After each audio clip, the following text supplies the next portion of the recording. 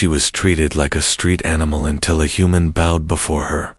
The streets of Malzaria were never clean. Smoke rose from metal vents, and trash floated in the oily water that ran along the gutters. Big alien creatures pushed through the crowds. Loud voices shouted in a dozen languages.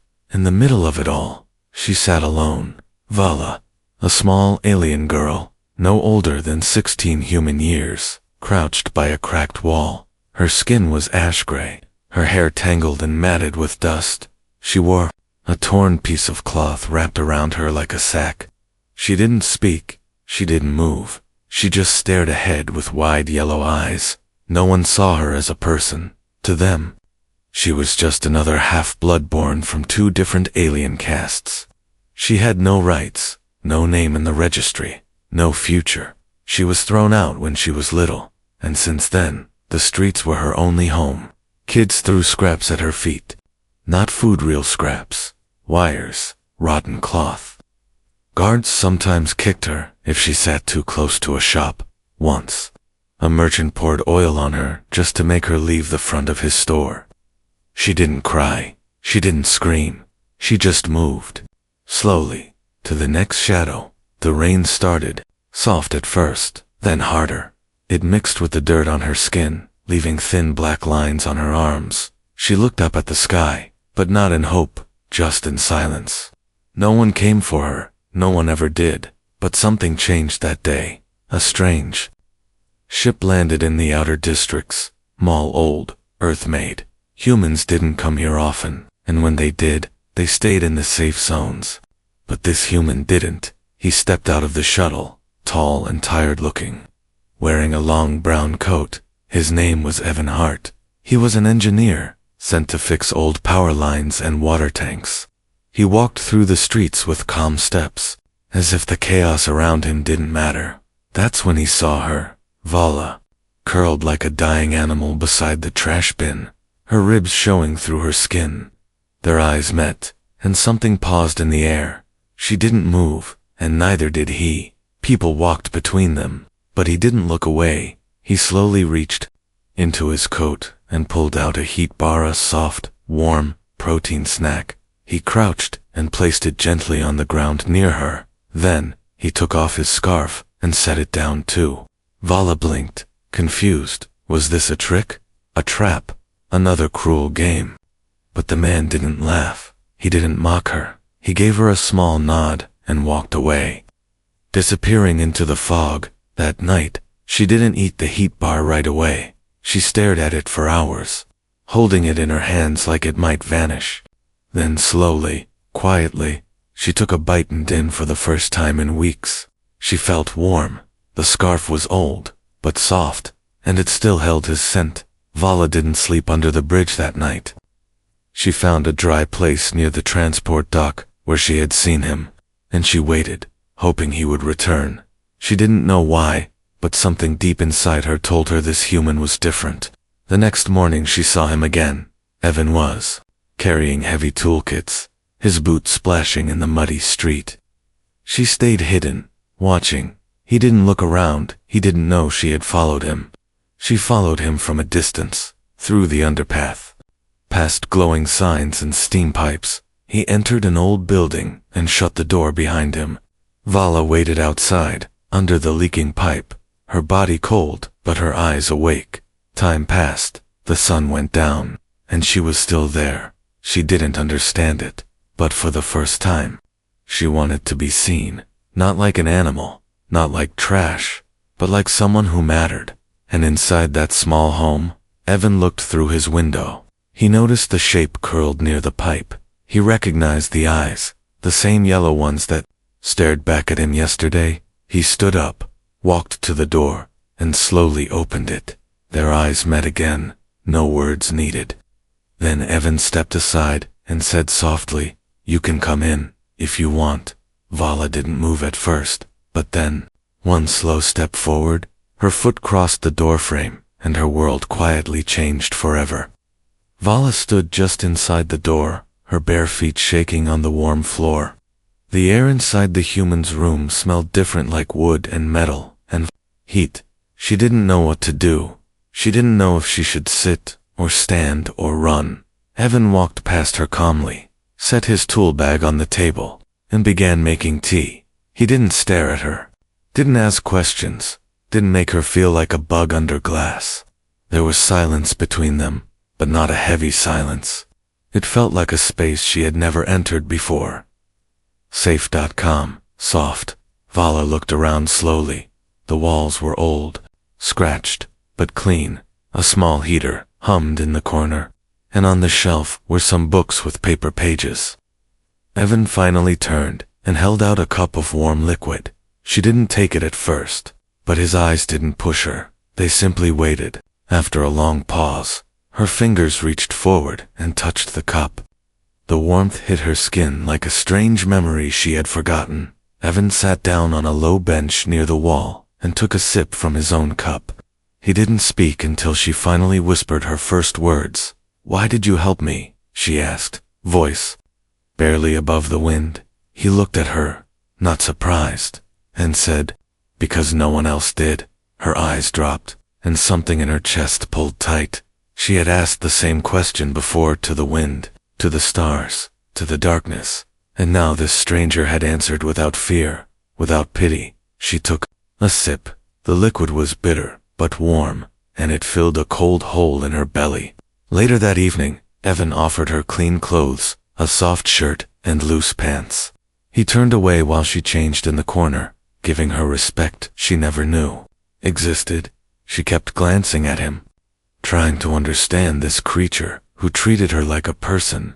When she sat on the floor, he brought over a blanket and a pillow, then said gently, "You can sleep here, as long as you need." Her voice trembled again. "You don't know me?" He nodded. "No, I don't," he replied, "but I don't need to know your past to treat you right." She stared at the floor for a long time, her hands gripping the blanket. No one had ever said something like that to her. Not in her whole life. That night, she didn't sleep right away. She listened to the sound of Evan typing something.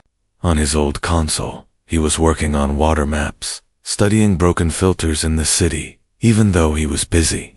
He checked on her once before sleeping. "Do you need anything?" he asked quietly, and she shook her head. Then something strange happened.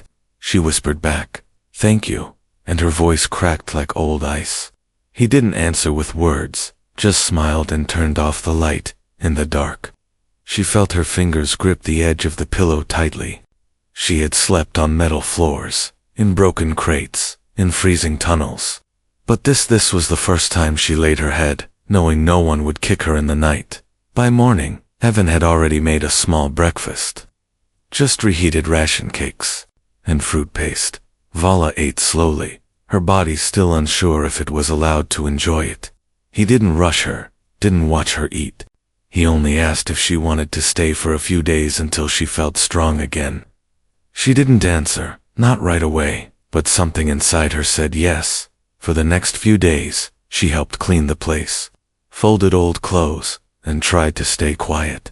But Evan didn't ignore her. He asked her name, her favorite food, her favorite color. No one had ever asked what she liked before. One day, he even brought back a small comb and a bottle of warm oil. "I thought you might like this," he said, handing it to her gently. Vala stared at the items, unsure what to say. She didn't cry, but her eyes burned for hours afterward.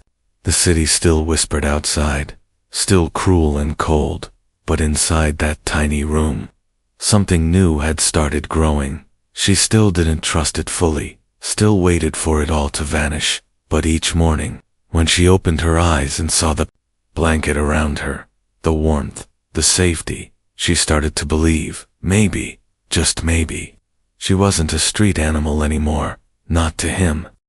The air inside Evan's room stayed warm, but outside, the streets of Malzaria were growing colder. Wind howled between metal towers, and clouds of greenish smoke drifted through the sky. Vala stayed mostly silent, helping with little things, folding blankets, cleaning tools, washing dishes with quiet hands. But one evening, she did something that changed everything. Evan came home late, his coat torn at the shoulder, boots muddy and wet. He dropped his bag at the door and winced as he touched his side. Vala rushed toward him without thinking, her hands reaching out to steady him. He looked surprised, but not afraid. "You're hurt," she said, her voice louder than usual. He nodded slowly, sitting down on the bench. "Just a fall, nothing broken." She grabbed a cloth and a small jar from the shelf, something she had seen him use before. Evan let her clean the wound gently, her fingers careful, her eyes sharp. "You've done this before," he said softly. Vala paused, then whispered, "A long time ago, my mother used to be a street healer." It was the first time she had spoken of her past. Evan didn't ask more, he only said, "She taught you well." That night, something changed in Vala's eyes. She no longer looked at him like a stranger, but like someone who had become solid, like he was not a passing shadow, but a real part of her world. But the world outside hadn't forgotten her. Word had started to spread. A human helping a half-blood, a human giving shelter to someone who was supposed to be untouchable. They called it shameful, dangerous, even illegal, at the market. Evan noticed people staring longer, whispering louder. He ignored them. Like always, but Vala saw it too. She stayed indoors now, only watching from the small window, with fear in her chest. She didn't want to cause trouble, but she also didn't want to leave. One afternoon, she found Evan sitting on the floor, surrounded by maps. He was working on a broken water system that supplied clean water to the lower zones. Pipes had collapsed under the street, and the government had ignored it for years. Evan had taken it as a personal project, paid, thankless, risky. "You fix things," she said quietly, standing at the doorway. Evan looked up, smiling. "That's what I do." She hesitated, then asked, "Can you fix people too?" His smile faded just a little, but his voice stayed gentle. "Sometimes, if they let me." The next day, a knock came at the door, hard and cold. Evan opened it, and 3 aliens in long robes stood outside, wearing the city council mark. They didn't even look at Vala, just handed Evan a notice. He read it, frowned, and thanked them before closing the door. Vala picked up the paper and read the bold letters slowly. She had learned the words long ago. Even if no one thought she could read, it was a warning, a legal order. "Remove the unregistered entity or face penalties. I'll leave," she said, her voice breaking. "I won't let them punish you." But Evan tore the paper in half and dropped it into the small fire bin. "You're not a problem," he said. "They are." She stared at the flames, unsure if she should cry or run. She had been chased her whole life, but this was the first time someone chose to stand beside her. Evan didn't see her as broken, or dangerous, or wrong. He saw her, simply, as someone worth protecting. Later that night, she couldn't sleep. She stood by the window, staring out into the foggy streets. A shadow moved in the Aliyah figure in armor, watching the building. She ducked back instantly, her heart pounding. The next morning, she told Evan, and he checked the security feed. There was someone watching the house, and it wasn't just a curious neighbor. "I think they know who you really are," he said quietly. Vala's throat tightened. "I don't even know who I really am," she whispered. Evan stepped closer and put a hand on her shoulder. "Then let's find out together," he said. And for the first time in her life, she nodded, not in fear, but in hope. Hope that maybe, just maybe, she wasn't meant to live and die in the shadows. Not anymore. Evan didn't leave the house for 2 days. He pretended he had a stomach virus, but the truth was different. He was building something, working late into the night, soldering wires and loading old data disks into a hidden terminal. Vala watched quietly, not asking questions, but her heart beat faster every time she heard a soft alarm or saw his eyes narrow at the screen. On the 3rd night, he finally spoke. "I ran a scan of your blood when you got sick last week," he said, his voice low. Vala froze, her body tense. "Why?" she asked, not angry, just afraid. "Because your skin was cold, and I was worried," he replied. "But I found something." He turned the screen toward her, lines of alien code glowing in green. I thought it was an error, he continued, but I checked it 3 times. Vala stepped closer, staring at the symbols she didn't fully understand. You carry a rare gene, Evan said, something that shouldn't exist in someone from your caste. She looked confused. What does that mean? It means your body can neutralize radiation, Evan explained, completely. Her breath caught. Is that why they threw me away? Evan didn't answer right away, but his silence said everything. Your blood, he said. It could save thousands, maybe more. She took a step back, shaking her head. I don't want to be special. You already are, he said softly, and they know it now. The knock on the door came just minutes later, but this time it wasn't soft or polite. It was a heavy slam, followed by a deep mechanical voice. Open up, by order of the city guard. Vala gasped, and Evan grabbed her wrist, pulling her toward the back door. No time, he said. We have to go. They rushed down the back stairwell, into the storage tunnel that Evan had secretly unlocked days earlier. Behind them, the front door exploded inward with a flash of blue light. Boots stomped into the room above them as they ran into the cold, dark pipes below. Vala's lungs burned, her feet slipping on wet metal. Where are we going? She cried. Out, Evan replied. Somewhere they can't follow. They moved through the undercity maze of forgotten service routes and blocked tunnels. Evan led the way with a wrist light, while Vala kept glancing behind them. She didn't understand why he was risking so much. She was just one girl, one half-blood nobody wanted, but Evan never looked back. Not once. He only moved forward, one step at a time, like he had made a promise to the stars themselves. At one point, Vala stumbled and fell, scraping her knee. Evan helped her up, not with pity, but with urgency. You okay? He asked. She nodded, wiping tears from her face. I can keep going. Hours passed, and the lights above grew dimmer. They reached a broken chamber once used for storage. Now it was filled with crates, old supplies, and silence. Evan sealed the entrance behind them and finally allowed himself to breathe. We'll rest here, he said. Just for a while, Vala sat down, her whole body aching. She stared at her hands, dirty, shaking, tired, but somehow stronger than before. She whispered. I was supposed to die on those streets. Evan sat beside her, not touching, just close enough to be real. Maybe that's what they planned, he said. But plans change, for the first time. She allowed herself to ask something she had never dared before. Why do you care? She asked, her voice trembling. Evan looked at her, tired eyes steady. Because when I look at you, I don't see an animal, he said. I see someone who survived, someone who matters, someone who was wronged. She couldn't look at him, not right away. Her chest was too tight, her throat too full of emotion. But deep inside her, something cracked and shifted. Not pain but belief. Outside the storage room, guards searched with scanners and heat-tracking drones.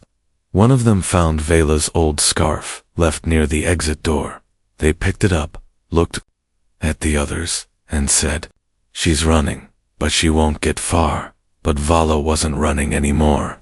She was choosing, and for the first time in her life, she wasn't choosing survival. She was choosing freedom. Somewhere deep in the city, a broadcast flickered. Across old screens, a human had helped a half-blood escape. The penalty? Death. But no one noticed that thousands of lower-caste aliens had started whispering her name, Vala, and in a dark room beneath the city. She whispered her own name too, not in fear, but in defiance. Her story was no longer about hiding. It had just begun. The lights inside the old chamber flickered. Dust fell from the pipes above, but Evan was too focused to notice. He sat beside a small device on the floor, an old military-grade scanner he had pieced together from junk and memory. Beside him, Vala sat in silence, staring at the wall like it could answer the storm building in her chest. Neither of them had slept. The chase had ended, but the danger had not. Evan checked the device again, his fingers moving with tired precision. He connected a thin wire to Vala's wrist, gently pressing a soft patch against her skin. "I want to show you something," he said, voice low. She didn't move, but she didn't pull away either. The device beeped, loading a file from its old database. A flickering hologram rose from the scanner report. Aged and marked classified lines of alien text scrolled across the projection. Evan translated. As he read, subject, hybrid, female age, 3 cycles, birthplace, zone 12, mutation, active. Vala's eyes narrowed, her body stiff. "What is this?" she asked, her voice barely above a whisper. "This was written about you," Evan said 12 years ago. Her lips trembled. "How?" Evan sighed. "The city council knew who you were. From the beginning, you were born in a lab." Vala stood up fast, her legs shaking. "No," she said. "I remember my mother. I remember her hands." Her voice. Evan looked up at her, calm but serious. "You were taken from her." The silence that followed was too loud. It echoed in her chest, in her bones, in the room itself. She dropped to her knees, gasping for air. "I was an experiment, not just any," Evan said softly. "You're the only known living carrier of sequence 9. She blinked fast, trying to understand. "It means your blood can heal others," he said. "Radiation, organ damage, even infection. Your cells regenerate faster than any known species." Vala laughed, but it was empty. "All this time, I was treated like trash," she said. "But to them, I was medicine. They couldn't let people know," Evan replied. "The elite wanted control. If the lower castes found out a girl like you existed, their system would collapse." She stood slowly, eyes burning now, not with pain but with something sharper. "They threw me away to hide the truth," she said. Evan nodded. "And now, they want you back, not to help you but to cut you open." Piece by piece, Vala clenched her fists. Her whole life made sense now, the fear, the hatred, the silence. She was never meant to survive, but she had, and now they were afraid. "I won't run anymore," she said suddenly. Evan looked up, surprised. "I want to face them," she continued. "They tried to erase me, but I'm still here." Evan stood and placed a small device in her hand. It looked like a silver coin, but it pulsed with a soft blue light. "A recording chip," he said. "Your full report is inside. Your blood sample, your identity, your origin, it's all there." She stared at the chip, holding it like a weapon. "If I release this," she said, "what happens?" Evan looked serious. "It spreads across the grid. People will know. Even if the council tries to bury it again." Vala looked at the wall again, but now her face was different. No longer lost, no longer broken. She turned to Evan, her voice clear. "Help me reach the relay tower." He nodded, not just as an ally but as someone who believed in her. They packed quickly maps, tools, food capsules, the recording chip. Outside, drones buzzed in the distance, searching with cold red eyes. But in that moment, Vala felt something she had never felt before. Power. She was no longer just the girl hiding in shadows.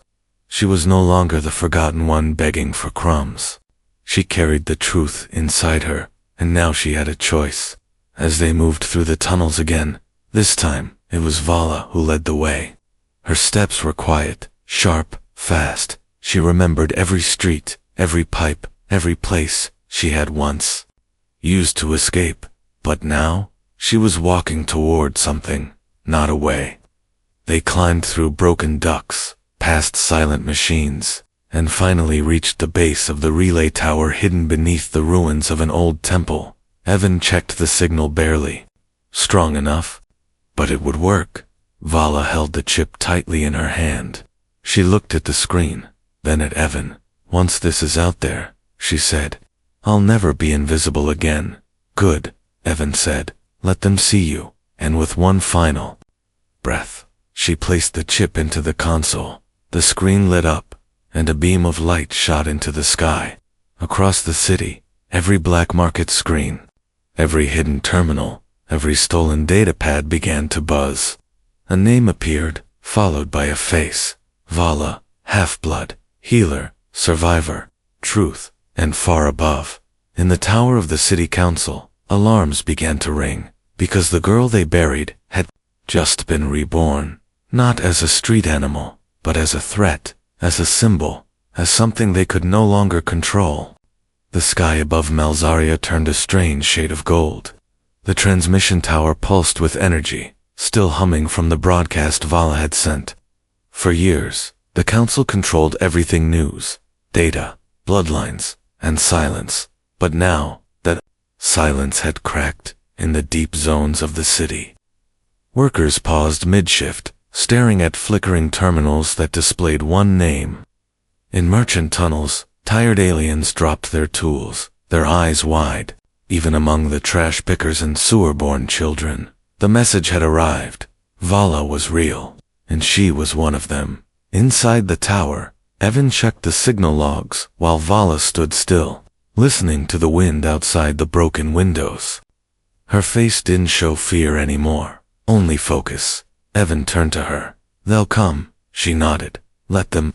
They didn't have to wait long. From far above, black skimmers dropped through the clouds like falling knives. City enforcers, dressed in red armor with glowing visors, landed on rooftops with loud metallic thuds. Their voices echoed through loudspeakers. "Surrender the fugitive and the human collaborator." Evan reached for his shock pistol. Checking the charge. "We can still escape," he said. "Head for the outer gates. There's a path." But Vala didn't move. "If we run now," she said, "they'll just cover it up again." She turned and faced the broken window, where a squad of enforcers was forming in the street below. "They don't fear my blood," she whispered. "They fear what I represent." Evan stepped closer, his voice careful. "And what do you represent?" She looked at him, her eyes glowing faintly under the tower's light. "Hope." Suddenly, a blast shook the tower. On explosive fired into the side wall. Concrete and dust exploded inward, sending them both to the ground. Guards stormed in, weapons drawn, shouting orders in a language used only by elites. Evan rolled behind a console, returning fire, blue bolts flying through the air. Vala didn't fire. She stood tall, unarmed, her arms raised but not in surrender. One of the enforcers pointed a rifle at her head, but he paused, because she wasn't afraid. "Not even close. I'm not what you were told I am," she shouted, her voice cutting through the smoke. "I am not a mistake. I am not a weapon. I am not yours." Another blast rocked the building, this time from outside. A second squad arrived, but they weren't enforcers. They were civilians, dozens of them, armed with tools, makeshift gear, and old mining rifles. Lower caste workers, inspired by the broadcast, had come to protect her. The enforcers turned. Suddenly surrounded from all sides, one worker stepped forward, his face scarred and proud. "She belongs to us now," he said. The soldiers hesitated. This wasn't the plan. They were trained for riots, not uprisings. In the chaos, Evan stood beside Vala again. "This is turning into a war," he said. "No," she replied. "This is the beginning of something better." She walked into the middle of the street. Between both sides, the crowd grew quiet, the enforcers frozen, unsure of what to do. Vala raised her hands again, but this time not in protest. She pressed her palm to her chest and said one word: "Enough." The wind shifted, carrying her voice across the city like it had weight. "I was thrown away like trash," she said. "I was beaten, starved, and ignored, but I survived. And now I know why. I was not born to be quiet." Tears streamed down the faces of those watching from rooftops, from screens, from dark corners. Vala's voice became a storm. "You feared my blood because it heals, because it can't be bought or locked away. You feared that someone like me, someone you hated, could save others." The enforcers lowered their weapons slowly, one by one. The red lights on their rifles dimmed. Orders came through their earpieces, but no one moved. No one wanted to be the one who shot the girl who didn't break. Evan stepped forward, taking her hand. You've started something that can't be undone, he whispered. Vala nodded. Good. By nightfall, the tower was quiet again. The enforcers had left, escorted by the same people they once ruled.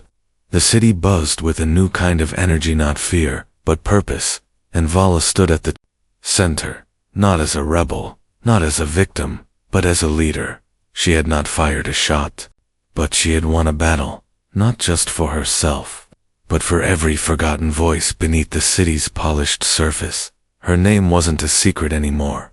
It was a spark, and in places far beyond Malzaria, whispers began to travel. Other planets, other colonies, even distant human stations. They began to ask the same question. If one girl could survive that, what else had they been wrong about? Rain fell over the rooftops of Malzaria like a soft drum.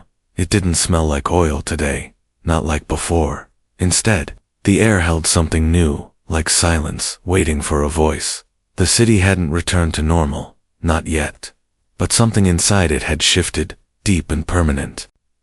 The guards no longer patrolled with arrogance. Merchants spoke more carefully, and people had started looking at each other, really looking. Vala sat by the same window she had once stared through as a frightened shadow. Now, she was dressed in a clean gray jacket, not fancy, not royal but whole. Her hair was brushed, her skin clean, her back straight, and next to her, Evan poured tea, just like he used to, but now, there were guests. Aliens from different castes, humans from other sectors, even children from the underground. They all came to the old tower now, not to worship, not to beg. They came to ask questions, to learn, to talk, because this was no longer just Evan's home, or Vala's hiding place. It was something else entirely. The People's Room, they called it, a place where no name was higher than another, a place where secrets became truth. The council above had fallen silent. Half of them resigned, the others disappeared. The city was no longer ruled from glass towers, but from here, from the room where a girl once sat in rags. But Vala didn't call herself a leader. She refused titles, refused gold, refused the offer to sit on any throne. I don't need a crown, she told them. I just need to know none of you are hungry or cold. And the people listened, because Vala had already done what none of them could. She survived their worst, and she came back stronger, not to crush, but to lift. One evening, Evan walked into the old hallway and found her alone. She was holding the scarf he had first given her. It was torn now, faded, but still soft. You kept it, he said with a small smile. She nodded. It reminds me of the moment I stopped being invisible. He sat beside her, looking out the window. You've changed everything, he said. She looked at him and replied, you were the first one who bowed. He blinked, a little surprised. I didn't do much, he said quietly. You did enough, she said. You saw me when no one else did.